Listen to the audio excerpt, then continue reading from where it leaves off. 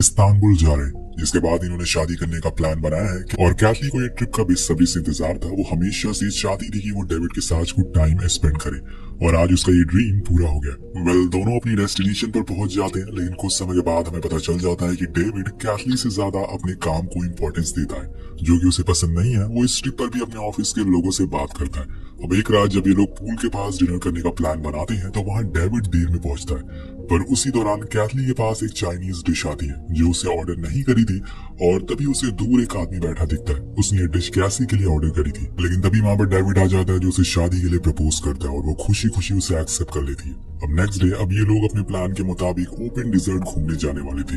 सब कुछ सही चल रहा था, लेकिन तभी डेविड के ऑफिस से कॉल आ जाती है और उसे एक वीडियो कॉल करनी पड़ेगी। वो अगर चाहता तो मना कर देता, लेकिन उसने हमेशा अपने काम को ही प्रायोरिटी दी है। जिससे कैथली खुश नहीं होती, वो उस पर गुस्सा करती है और चिल्लाती है कि तुम्हारा हमेशा का यही है। यही वजह से डेविड उसे अकेले जाने को कह देता है और वो अकेले जाने के लिए रेडी भी हो जाती है। अब इन लोगों का प्लान पहले से फिक्स था, जिस वजह से कैथली को बस में बैठना था, बाकी का काम गाइड करने वाला था। लेकिन इसी बीच उसे वही शख्स दिखता है जिसने उसके लिए कल रात डिश ऑर्डर करी थी। उसे जाके बात करती है, तब उसे पता चलता है कि उसका नाम बेन है और वो एक खास जगह पर जाने के लिए तैयार हो रहा है, जिसका नाम है अलबुर्ज डिजर्ट, जिसकी चट्टानें बहुत ही खूबसूरत है। इस जगह के बारे में कैथली ने भी काफी सुना है। उसका मन तो था जाने का, लेकिन वो किसी अनजान आदमी के साथ ऐसे नहीं जा सकती, इसलिए वो जाकर वापस अपनी बस में बैठ जाती। पर कुछ देर बाद उसका मन बदल जाता है और वो आकर बेन की कार में बैठ जाती है और उसे कल के बारे में पूछती है। तो वो कहता है कि उसे लग रहा था कि वो अकेली है, पर कैथली उसे अपनी एंगेजमेंट रिंग दिखाती है और कहती है कि ट्राई करने का मत सोचना। वो ये भी कहती है कि उसे कल ही वापस जाना है, इसलिए हमें वहाँ से जल्दी वापस आना पड़ेगा। अब बेन कहता है कि ठीक है, लेकिन कार तुम चलाओगी, मैं बहुत ही ज्यादा थक चुका हूँ।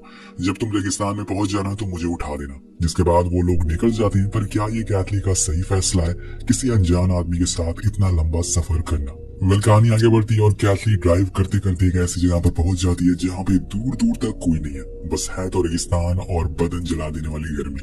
वो लोग एक जगह पर अपनी कार रोकती है, जिसके बाद बेन उसे एक पहाड़ पर ले जाता है, जहाँ पे पहुंचने पर कैथली को इस बात का कोई भी अफसोस नहीं होता कि वो यहाँ पर अकेली क्यों आई है, क्योंकि जिस जगह पे ये लोग खड़े होते हैं वहाँ का नजारा बहुत ही ज्यादा खूबसूरत होता है, जिसे देखकर कैथली को बहुत सुकून मिलता है। इसके बाद वो दोनों वहीं रात गुजारने का डिसाइड कर लेते हैं। तो बेन आग जलाने के लिए लकड़ियां ढूंढने के लिए निकल जाता है। उसके आने पे कैथली उसकी जिंदगी के बारे में कई सवाल पूछना शुरू कर देती है, आखिर वो काम क्या करता है। पर बेन ज्यादा कुछ नहीं बताता, वो बस इतना कह देता है कि बस जिंदगी चल रही है, जिससे कैथली भी समझ जाती है कि वो अपनी लाइफ के बारे में बताना ही नहीं चाहता, इसलिए वो चुप हो जाती है। लेकिन यहाँ बेन उसके फियांसे के बारे में पूछता है तो वो कहती है कि उसे काम ज्यादा जरूरी है, मैं नहीं, इसलिए मैं खुद अकेले यहाँ पर आ गई। वहीं दूसरी तरफ होटल में डेविड अपनी मीटिंग के लिए रेडी हो रहा था, तभी उसे एक कॉल आती है जिसमें उसे पता चलता है कि बोर्ड मीटिंग ने उसके बिना ही डिसीजन ले लिया है, इसलिए उसे अब कॉल करने की जरूरत नहीं है।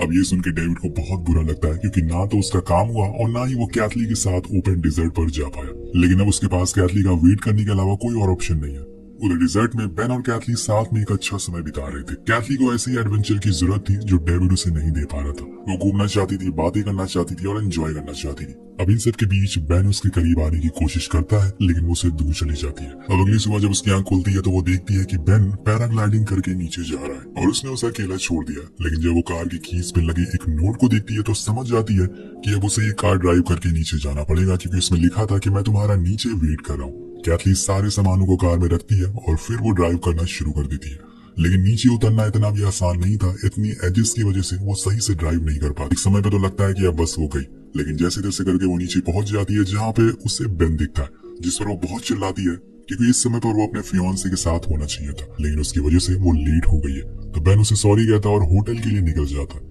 उधर डेविड उस टूर के मैनेजर के पास जाता है जो कैसी को वहां ले जाने वाला था। तो यहाँ गाइड बताता है कि वो तो हमारे साथ गई ही नहीं, उसे मैंने आखिरी बार मार्केट में देखा था, वही रेगिस्तान में बेन डिजर्ट में धंस चुकी थी। वो बहुत कोशिश करता है कि कैसे भी करके कार के टायर्स को बाहर निकाला जाए, लेकिन ऐसा हो नहीं पाता। तब कैथली उस पर और गुस्सा करती है और वो कहता है कि हमें थोड़ी दूर यहाँ पर रुकना पड़ेगा, क्योंकि थोड़ी ही देर में यहाँ से एक कार गुजरेगी। लेकिन यहाँ कैथली को जल्दी से जल्दी होटल पहुंचना था, क्योंकि वहाँ उसका डेविड वेट कर रहा था। इसलिए वो गुस्से में एक बोतल पानी लेकर अकेले ही पैदल निकल जाती है। लेकिन जब उसका गुस्सा शांत होता है तब उसे पता चल जाता है कि इस रेगिस्तान में पैदल चल पाना इतना आसान भी नहीं है जितना दिखाई देता है, और इसीलिए वो डिसीजन वापस ले लेती है और वापस कार के पास आ जाती है। उसे बेन की जरूरत तो पड़ेगी, इतना लंबा सफर वो अकेले तो नहीं कर सकती है, और जिस जगह पे वो फंसी हुई है उसके बारे में उससे ज्यादा बेन को पता है, क्योंकि वो यहाँ पर सालों से रहता आ रहा है। इधर एक तरफ डेविड अब परेशान होता जा रहा था, इसलिए वो कैथली को ढूंढने के लिए मार्केट की तरफ जाता है जहाँ पे उस आदमी ने बताया था, लेकिन वहां भी उसे उसका कोई भी निशान नहीं मिलता। इसलिए उसके पास अब एक ही ऑप्शन बचता है, वो सीधा पुलिस के पास पहुंच जाता है। लेकिन वो कहते हैं कि इतनी जल्दी वो उसकी वाइफ को ढूंढ नहीं पाएंगे। वो उसे एक और बात बताते हैं कि इस सिटी पे टूरिस्ट किडनैपिंग बहुत होती है और इसीलिए हमें ये भी चीज गौर करनी पड़ेगी। वहाँ बेन और कैथली अभी भी वहीं पे अटके हुए हैं जहाँ पर उनकी कार फंसी थी। लेकिन बेन कहता है कि अब हमें यहाँ से पैदल ही चलना चाहिए क्योंकि ऐसे बैठने से कोई भी फायदा नहीं होगा। वो उस कार में एक नोट लिखकर छोड़ देता है ताकि अगर किसी को उनकी कार मिले तो उन्हें पता चल सके कि वो किस डायरेक्शन की तरफ गए हुए हैं। जिसके बाद दोनों निकल जाते हैं। बीच रास्ते में दोनों बहुत हंसी मजाक भी करते हैं। अब कैथली यहाँ भूल चुकी थी इस बात को कि वो रेगिस्तान में फंसी हुई है। वो तो बस इस समय को एंजॉय कर रही थी। अब वो दोनों बस पैदल ही चलते रहते हैं। लेकिन कुछ देर बाद कैथली का पैर जवाब देता है और अब वो आगे नहीं चल सकती। तभी अचानक से रेतीला तूफान आ जाता है जिसे बच पाना बहुत ही मुश्किल था। दोनों अपने अपने चेहरे पर कपड़े बांध लेते हैं और खुद के शरीर को छुपा लेते हैं क्योंकि इस तूफान में कई सारे पत्थर भी उड़कर आ रहे थे जो खतरनाक हो सकते हैं। इधर हम डेविड को देखते हैं जो कैथली के घर पर फोन करता है। उसे लगता है कि शायद वो गुस्से में यहाँ से अपने घर चली गई है, लेकिन वहां से भी कुछ पता नहीं चलता। उसी दौरान उसे ये भी पता चलता है कि वो बस के अंदर तो बैठी थी पर वो बस से गई कहाँ पर ये किसी को पता नहीं चला है। डेविड अब इसी के बारे में सोचकर बैठ जाता है। वहीं कैथलीन की जब आंख खुलती है तो वो बेन के पास में ही सोई हुई थी। उन दोनों के ऊपर रेत की चादर थी। वो फौरन उसे हटाती है। इसी बीच उसे दूर एक कार दिखाई देती है जिसे देखकर वो बहुत ही खुश होती है और फौरन बेन को उठाती है। दोनों भागते हुए उसी डायरेक्शन में जाते हैं। उन्हें अब लगने लगा था कि वो बस पहुंच गए, पर जैसे जैसे वो करीब जा रहे थे उन्हें एक खाई दिखाई देने लगती है और जब वो उसके करीब पहुंच जाते हैं तो वो खाई इतनी बड़ी हो जाती है जो शायद उन दोनों ने अपनी जिंदगी में कभी ना देखी हो और इसे पार कर पाना बहुत ही ज्यादा मुश्किल है। अब यहाँ पर इन दोनों ने ना तो कुछ खाया और ना ही पिया है। इनके पास जो पानी बचा हुआ है वो ज्यादा देर तक चलने वाला नहीं है। तभी कैथली बेन से कहती है कि क्यों ना वो ग्लाइडर लेकर उस पार चला जाए, पर वो मना कर देता है क्योंकि हवा का डायरेक्शन नीचे की तरफ है जिस वजह से वो उस पार नहीं जा सकता है और उसका ग्लाइडर खाई में गिर जाएगा और वहाँ उसकी जान भी जा सकती है। उधर डेविड उसी आदमी के पास पहुंच जाता है जिसकी शॉप पे बेन काम करता था। वो कैथली की फोटो देखकर उसे पहचान जाता है और बताता है कि वो अल बुर्ज की तरफ गई है। तो डेविड कहता है कि क्या तुम मुझे वहां तक पहुंचा सकते हो। तो वो अपने दो आदमियों को उसके साथ जाने को कहता है जिन्हें वहां का रास्ते के बारे में पता होता है। दूसरी ओर दोनों खाई के एंड तक पैदल चलने का डिसाइड करते हैं, लेकिन ये जितनी गहरी थी उतनी ही ज्यादा लंबी भी थी। अब इतनी देर चलते रहने की वजह से कैथली थक जाती है तो बेन उसे गोद में उठाकर चलता है, पर एक समय पे वो भी थक जाता है तो दोनों एक पत्थर के किनारे आराम करने लगते हैं। जब उनकी आंख खुलती है तो उन्हें बहुत तेज भूख लगी थी, लेकिन उनके पास खाने को कुछ मौजूद ही नहीं है। तो बेन डिसाइड करता है कि वो ग्लाइडर लेकर उस पार जाएगा। अब उसे ये करना ही होगा, पर कैथली मना कर दी थी क्योंकि इसमें उसकी जान भी जा सकती है। इसलिए दोनों डिसाइड करते हैं कि वो चट्टान के नीचे उतरेंगे, जो कि बहुत ही ज्यादा मुश्किल होने वाला था। अब वो दोनों धीरे धीरे करके नीचे जाने लगते हैं, लेकिन एक समय आने पर कैथली का पैर स्लिप हो जाता है जिससे दोनों ही स्लिप हो जाते हैं और नीचे जाकर गिर जाते हैं, जिसमें बेन के पेट में बहुत ही ज्यादा चोट आती है। अगले सीन में हम डेविड को देखते हैं जो उस जगह पर पहुंच चुका था जहाँ पे कैथली और बेन दोनों उस रात रुके थे। डेविड को वहाँ कैथली का कैमरा भी मिल जाता है जिसमें उसकी वो वीडियो भी रिकॉर्ड की थी और उस वीडियो को देखने के बाद डेविड को लगने लगता है कि अब उसे कैथली को ढूंढने का कोई फायदा नहीं है।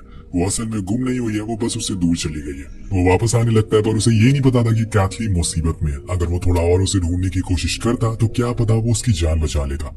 वहीं दूसरी तरफ कैथली को पता चल चुका था कि बेन अब चल नहीं सकता, इसलिए अब आगे क्या डिसाइड करना है, कहाँ जाना है, ये सब उसे फैसला लेना पड़ेगा। इसलिए वो आखिर में फैसला करती है कि वो अब ऊपर जाकर ग्लाइडर की मदद से इस चट्टान को पार करेगी। लेकिन हवा दूसरी तरफ चल रही है जिस वजह से वो उड़ नहीं पाती, पर बहुत ही कोशिशों के बाद वो आखिर में उड़ जाती है और जब उसे लगने लगता है कि वो बस उस तरफ पहुंच चुकी है, लेकिन तभी ग्लाइडर मुड़ जाता है और वो नीचे खाई में गिरने लग जाती है। हालांकि वो कोशिश तो करती है ऊपर जाने की, लेकिन जैसे ही बेन ने कहा था कि अगर इस खाई के ऊपर से कोई चीज गुजरेगी तो हवा उसे अंदर खींचने लगेगी। और यहाँ भी वही होता है। वेल, अब ग्लाइडर होने की वजह से कैथली ज्यादा जोर से तो नहीं गिरती, लेकिन जब वो नीचे जाती है तो उसे खुद के सामने एक बच्ची दिखाई देती है जिसे वो बात करने की कोशिश करती है, पर वो कुछ भी जवाब नहीं देती। लेकिन वो बच्ची कुछ देर बाद अपनी फैमिली के पास जाकर उन्हें लेकर यहाँ पर आती है जहाँ पे वो लोग उसे पीने के लिए पानी देते हैं और अपने पास रुकने को कहते हैं। लेकिन बेन अभी भी ऊपर था तो वो उनसे कहती है कि मेरा एक साथी अभी भी ऊपर है। वो उसे भी लेकर साथ में नीचे आते हैं और फिर वो दोनों का इलाज करते हैं। यहाँ हम देखते हैं कि कैसी और बेन दोनों एक दूसरे के करीब आ जाते हैं और कुछ दिनों के बाद जब वो पूरी तरह से ठीक हो जाते हैं तो उन्हें कुछ कैमल्स पर बैठाकर वो गांव वाले वहां से रवाना कर देते हैं। दूसरी तरफ डेविड के साथ वाले लोगों को बेन की कार दिखाई देती है जिसके पास जाकर वो देखते हैं कि उन्हें वही नोट मिलता है जिसमें बेन ने अपनी डायरेक्शन लिखी थी। तो वो फौरन उस चट्टान के पास जाते हैं और दूरबीन से नीचे देखने पर उन्हें बेन और कैथली कैमल पर बैठे हुए मिल जाते हैं। तभी वो आदमी अपने साथी से कहता है कि ये हमारे लिए एक बिजनेस की तरह है, पर आखिर इसका मतलब क्या है ये आपको थोड़ी देर में पता चल जाएगा। अब वो लोग उन कैमल्स के पीछा करते हुए उन दोनों के पास पहुंच जाते हैं, पर ऐसा दिखाते हैं कि जैसे वो उन्हें नहीं जानते हैं। बेन के साथ वाले लोग जिन्होंने उनकी जान बचाई थी वो इनसे कहते हैं कि आप लोग शहर तक छोड़ दो। और जब बेन कार में बैठता है तो वो पहचान जाता है उन दोनों को। वो कैथली से कहता है कि क्या हम आप लोगों को आपकी कार के पास ड्रॉप कर दें, लेकिन बेन मना कर देता है क्योंकि उसे लग रहा था कि इन लोगों को उसकी कार के बारे में पता नहीं है, तो ढूंढने में काफी समय निकल जाएगा। पर वो कहता है कि कोई बात नहीं, हम कोशिश कर सकते हैं। जिसके बाद वो कुछ ही देर में उनकी कार के पास पहुंच जाते हैं, लेकिन वहां उन दोनों को वो बंदूक की नोक पर बंदी बना लेते हैं।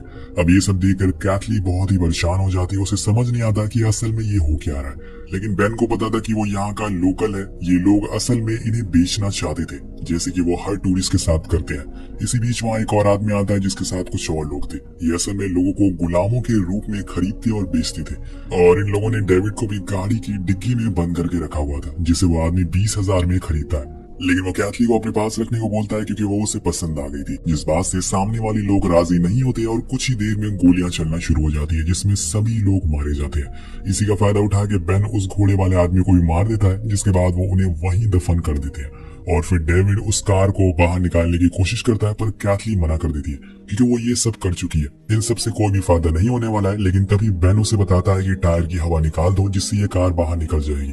अब ये सुनकर कैथली चौंक जाती है क्योंकि उसने ये बात 2 दिन पहले क्यों नहीं बताई थी उसे। तो वो कहता है कि वो बस उसके साथ कुछ समय बिताना चाहता था क्योंकि वो उसे पसंद करता है।